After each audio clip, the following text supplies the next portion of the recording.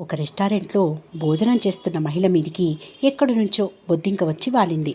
భయపడిపోయిన ఆమె గట్టిగా కేకలు వేస్తూ దాన్ని చేతులతో తోసేయడానికి ప్రయత్నిస్తూ అటూ ఇటూ పరుగులు తీస్తోంది. ఆ హడావిడిలో బొద్దింక వెళ్ళి మరో మహిళ మీద పడింది. ఆమె ఇంకాస్త గట్టిగా అరుస్తూ బొద్దింకను తోసేసింది. అది వెళ్ళి వెయిటర్ చొక్కా మీద వాలింది. అతడు కంగారు పడకుండా దాన్ని చేత్తో పట్టుకుని తీసుకువెళ్ళి బయట విసిరేశాడు. ఇంతకీ ఈ సంఘటనలో ఇంత గందరగోళానికి కారణం బొద్దింకంటారా? అయితే ఆ మహిళలలాగానే సర్వర్ కూడా అరిచి హడావిడి చెయ్యాలి కదా. అంటే ఇక్కడ మహిళలు బొద్దింకను చూసి రియాక్ట్ అయ్యారు. వెయిటర్ మాత్రం స్పందించాడు.